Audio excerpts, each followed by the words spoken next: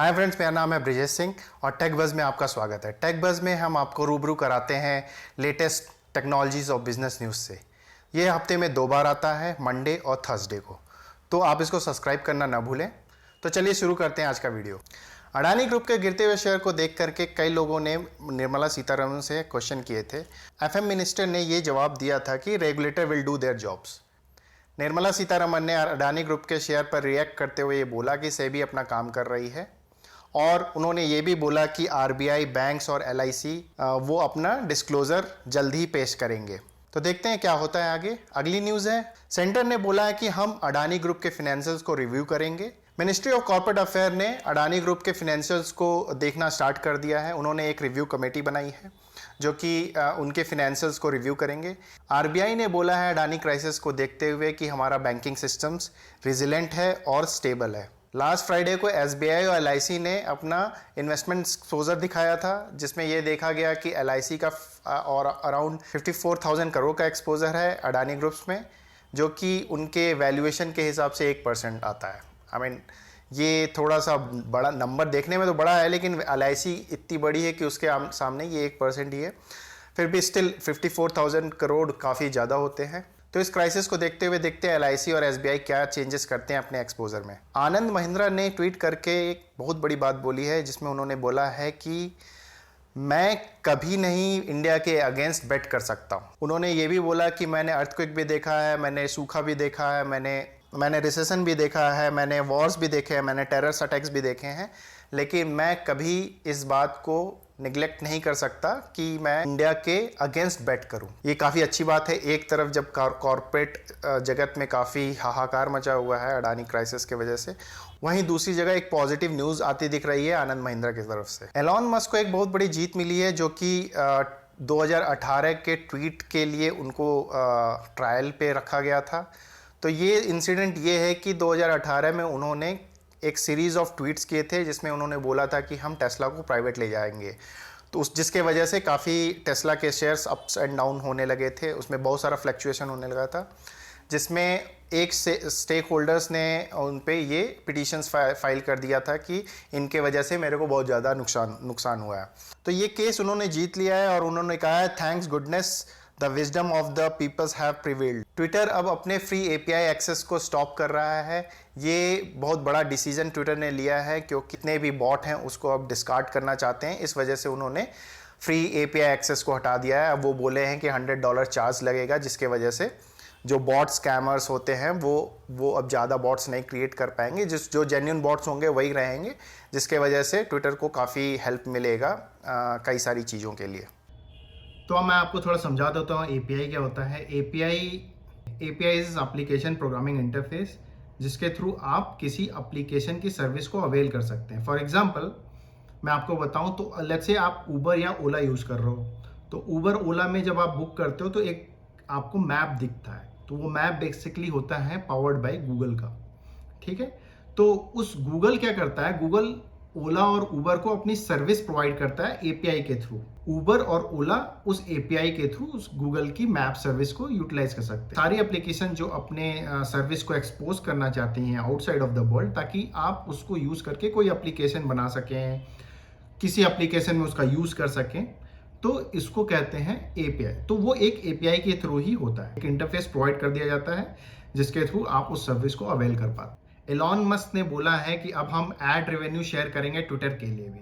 तो ad revenue sharing का मतलब क्या है, जैसे यूट्यूब आपको एड रेवेन्यू शेयर करता है, उसी तरीके से अब ट्विटर भी आपको एड रेवेन्यू शेयर करेगा। उसके लिए ट्विटर ने ये बोला है आगे कि आपको ब्लू टिक होना जरूरी है। अब ब्लू टिक आप 2 तरीके से ले सकते हैं, या तो आपका यूजर बेस हो एक वेरीफाइड तरीके से आप ब्लू टिक ले सकते हैं, और दूसरा है कि आप सब्सक्रिप्शन मॉडल ले लें ट्विटर का, जो कि $8 पर मंथ के हिसाब से आपको दिया जाता है। $8 पर मंथ अगर ट्विटर को देते हैं तो आप उसका subscription blue tick subscription use कर सकते हैं। तो आप ऐसे ब्लाइंडली मत चले जाइएगा एड रेवेन्यू के पीछे। आपको ये देखना जरूरी है कि आपके फॉलोअर्स कितने। अगर आपके ज़्यादा फॉलोअर्स हैं तब तो अच्छा है, तो आप एड रेवेन्यू से कमा सकते हैं। अदरवाइज पता चला आपने ब्लू टिक के लिए इधर $8 दे दिया और एड रेवेन्यू से कोई पैसा नहीं आ रहा है, आपको कोई प्रॉफिट नहीं होने वाला। उसके अलावा आपको बार बार हर महीने $8 देते रहना पड़ेगा, जो कि एक तरीके का एक्सपेंस बढ़ जाएगा आपका। तो इंडियन टैक्स अथॉरिटी ने AWS पे टैक्स लगाया है। वो इसलिए लगाया है कि जब अमेजॉन कोई क्लाउड सर्विस को फी पे करता है यूएस में, मतलब हम उस पर टैक्स लगाएंगे। आई थिंक इसका एक सिंपल यही रीजन लग रहा है मुझे कि इंडिया में गवर्नमेंट चाहती है कि डेटा सेंटर हो, डेटा सेंटर को बढ़ावा देना चाहती है। अमेजॉन को यही इंडिकेशन दिया जा रहा है कि तुम भी अपना डेटा सेंटर इंडिया में लाओ। सैम अल्टमैन ने बोला है कि जनरेटिव AI इज अ डम वर्ड। तो वो ये भी कह रहे हैं कि जेन AI is also even worse than that, right. तो आई थिंक जनरेटिव AI इसका काफ़ी ज़्यादा हाइप हो चुका है, तो उसकी वजह से ये बोल रहे हैं कि काफ़ी ये डम वर्ड है। देखते हैं अभी नया मार्केट में क्या टर्म आता है AI को लेकर के।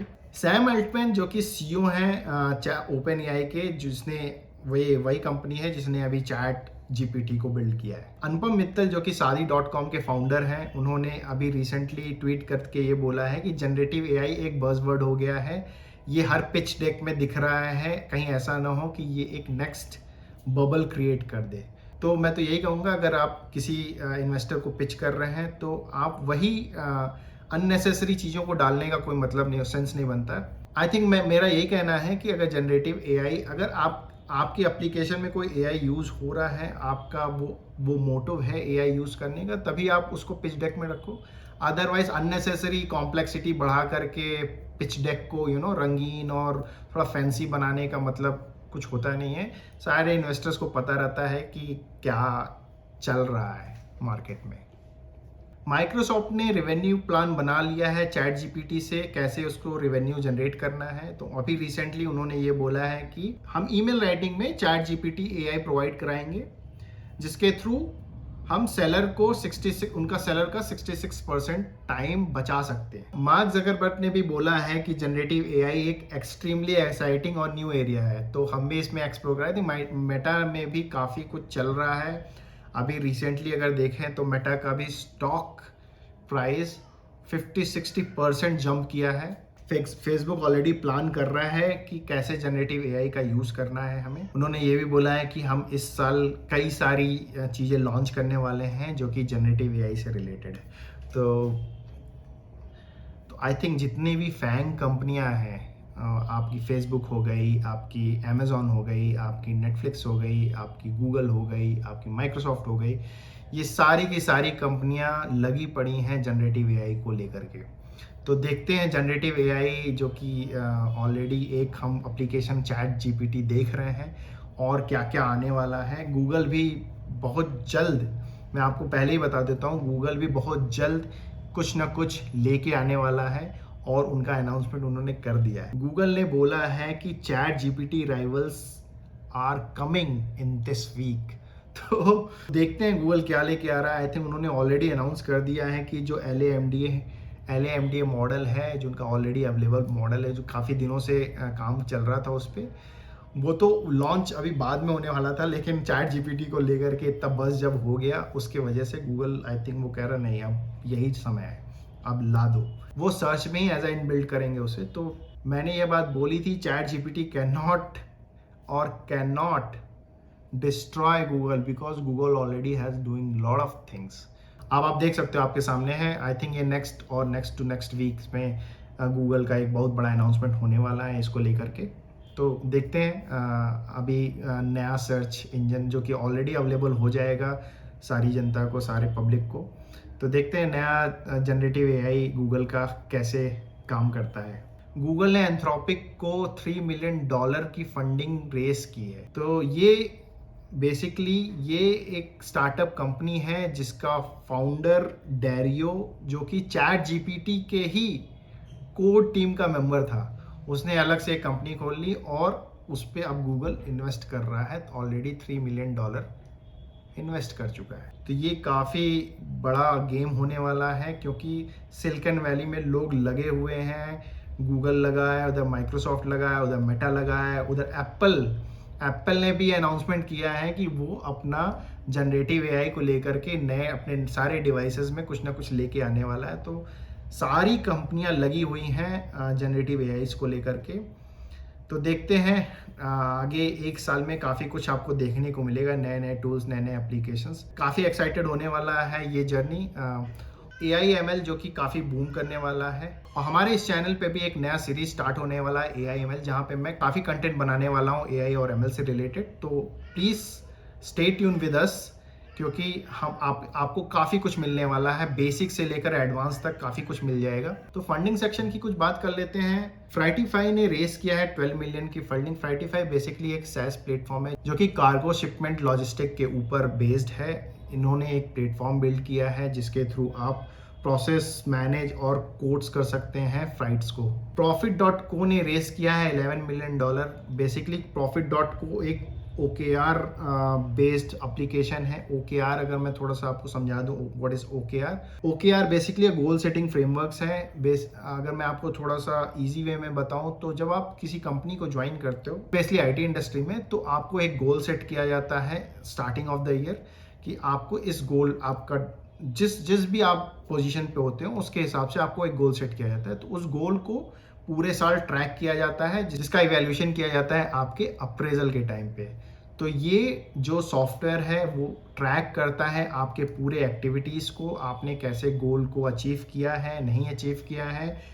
पेटीएम फर्स्ट टाइम अपना EBITDA पॉजिटिव हुआ है, जिसमें उन्होंने 31 करोड़ का प्रॉफिट कमाया है, लेकिन ये EBITDA प्रॉफिट है। अब इसके ऊपर बहुत सारे टैक्स लगेंगे, तो टैक्स लगने के बाद ऑब्वियसली वो फिर से निगेटिव हो जाएंगे, लेकिन एटलीस्ट वो EBITDA प्रॉफिट में आ गए हैं। जो कि मैं इसलिए इस पे जोर दे रहा हूँ क्योंकि पिछले 10 साल से इन्होंने कोई भी प्रॉफिट नहीं कमाया, इवन EBITDA प्रॉफिट भी नहीं कमाया। पेटीएम कंपनी ने अपना लॉस नैरो डाउन किया है 392 करोड़ फ्रॉम 778 करोड़ से। तो ये काफ़ी अच्छी न्यूज़ है। देखते हैं इनके शेयर प्राइस पे इसका क्या इफेक्ट पड़ता है। तो ये था आज का टेक बस। मिलते हैं नेक्स्ट वीडियो में। तो प्लीज़ लाइक कीजिए, शेयर कीजिए और सब्सक्राइब कीजिए इस चैनल को। आपको काफ़ी कंटेंट मिलने वाले हैं टेक्नोलॉजी और AI/ML से रिलेटेड। Thank you.